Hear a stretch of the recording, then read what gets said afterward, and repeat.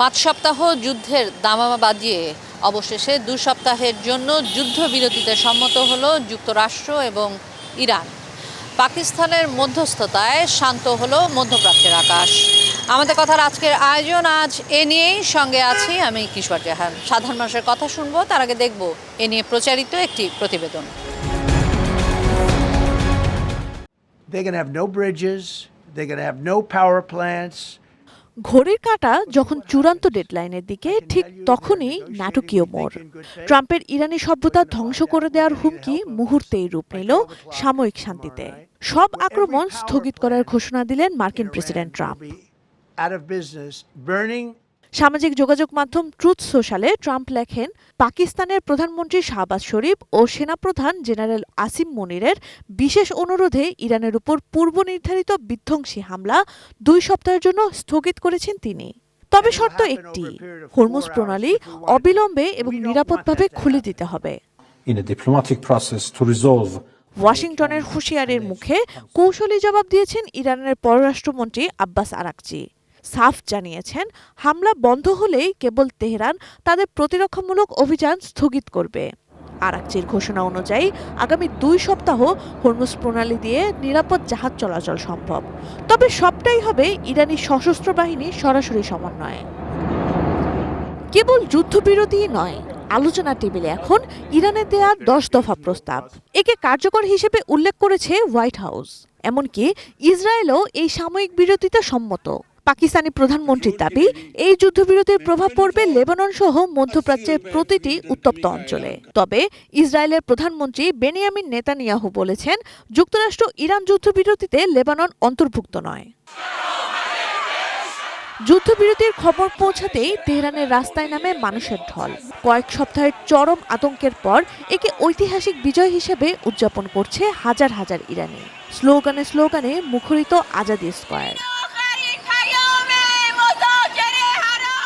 স্বস্তির ঢেউ আছড়ে পড়েছে বিশ্ব অর্থনীতিতেও। হরমুজ প্রণালী খুলে দেওয়ার ঘোষণায় কমছে তেলের দাম। ব্রেন্ট ক্রুড ও WTI ফিউচার্সে বড় পতনে স্বস্তির নিঃশ্বাস ফেলছে বিশ্ব অর্থনীতি।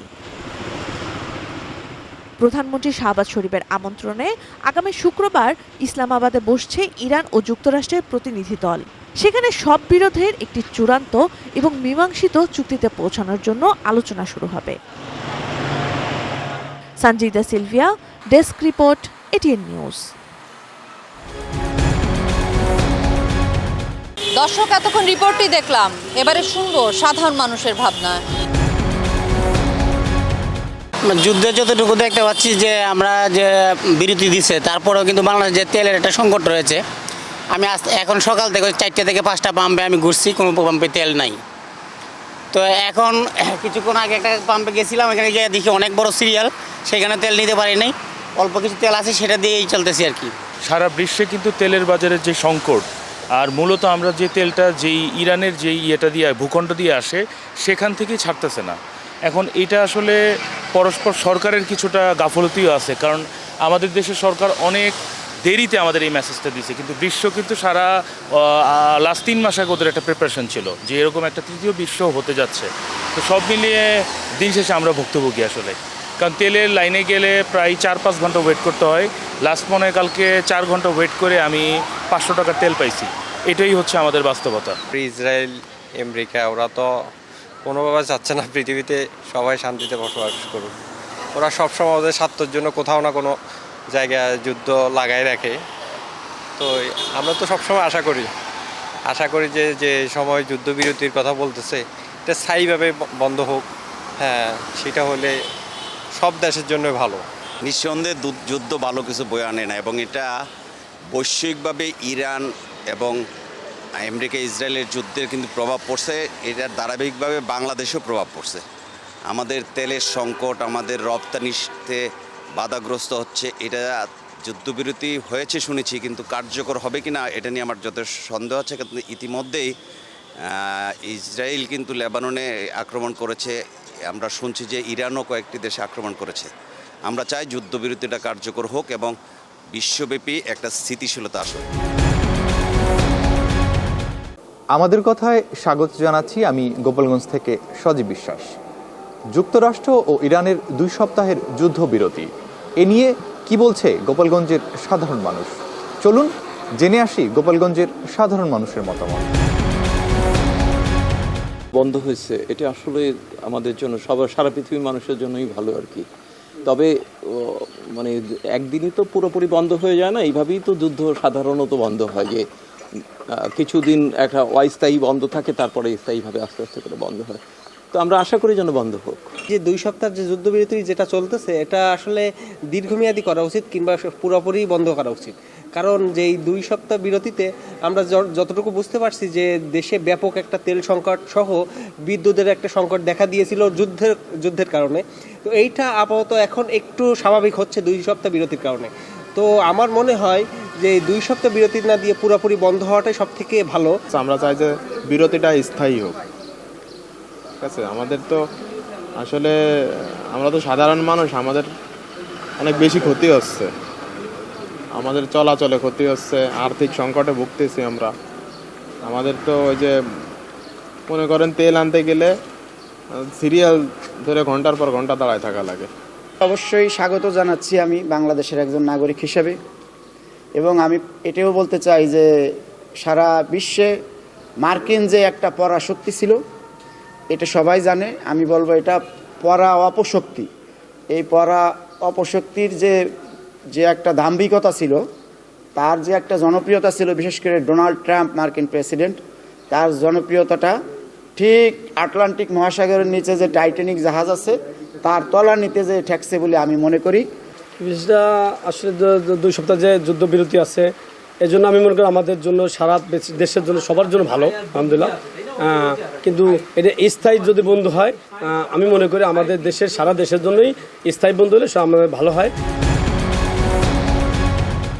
প্রিয় দর্শক, আমি কামরুজ্জামান সাভার থেকে আপনাদেরকে স্বাগত জানাচ্ছি এটিএন নিউজের নিয়মিত আয়োজন আমাদের কথা। আজকে আমরা জানব ইসরায়েল ও ইরানের মধ্যে 2 সপ্তাহের যুদ্ধবিরতি। এই নিয়ে চলুন দেখে আসি সাধারণ মানুষের ভাবনা কি। যুদ্ধ জিনিসটা আসলে সকলের জন্য ক্ষতিকর। আমরা একটা চাই সমৃদ্ধ এবং সুখী একটা দেশে বিশ্বে বসবাস করার জন্য। তো অতীতে দেখা গেছে যত যুদ্ধের সন্ধি হয়েছে বা কোনো হয়েছে, সব ভঙ্গ করছে ইসরায়েল। ইসরায়েল আজও ভঙ্গ করতেছে, ভবিষ্যতে করবে। সুতরাং ইসরায়েলের অস্তিত্ব কেমন যেন আমাদের ইসলামের জন্য একটা অস্তিত্বের কারণ মনে করতেছি। এক্ষেত্রে আমরা বলতে চাই যে ইসরায়েলের সাথে যত চুক্তি করা হোক না কেন, ইসরায়েল আজও ভঙ্গ করবে, কালকেও ভঙ্গ করবে। সুতরাং আমরা চাই ইসরায়েলের অস্তিত্ব আমাদের এখান থেকে, মধ্যপ্রাচ্য থেকে উঠে যাক, তাহলে আমরা শান্তিতে পারবো, অন্যথায় কোনো শান্তি আসবে না। যুদ্ধবিরতি আসলে হওয়া উচিত, কারণ সারা ওয়ার্ল্ডেই তো এখন যে অবস্থা, সবকিছু যেভাবে মানুষের একটা তৈরি হইতেছে, জীবনযাপন কেমন হবে, হ্যাঁ কিভাবে চলবে, তো এই জন্য আমাদের উচিত যে যুদ্ধটাকে কিভাবে দ্রুত শেষ করা যায়। আমেরিকা এবং ইসরায়েল বিশ্ব সভ্যতাকে বৃদ্ধাঙ্গুলি দেখে ইরানের ওপর যে হামলা চালিয়েছে, প্রথমে আমরা তার নিন্দা জ্ঞাপন করছি। যাই হোক, দীর্ঘ প্রায় 40 দিনের যুদ্ধে বিশ্ব সভ্যতা থমকে দাঁড়িয়েছে অর্থনৈতিক সকল ক্ষেত্রে। ইসরায়েল এবং আমেরিকা যে আক্রমণ ইরানে করছে, তার প্রভাব তো সারা বিশ্বে পড়েছে। তো গতকালকে আমরা দেখলাম যে পাকিস্তানের মধ্যস্থতায় একটা 2 সপ্তাহের একটা যুদ্ধ বিরতিতে উভয় পক্ষ সম্মতি প্রকাশ করেছে। আমরা তাতে খুশি হয়েছি। আমাদের কথার আজকের আয়োজন আজ এ পর্যন্তই। আগামীতে আবারও দেখা হবে আমাদের কথায়, অন্য কোনো বিষয়ে শুনবো সাধারণ মানুষের কথা। সে পর্যন্ত আমি কিশোর জাহান আপনাদের সবার কাছ থেকে বিদায় চেয়ে নিচ্ছি। সবাই সুস্থ থাকুন, ভালো থাকুন, চোখ রাখুন এটিএন নিউজের পর্দায়।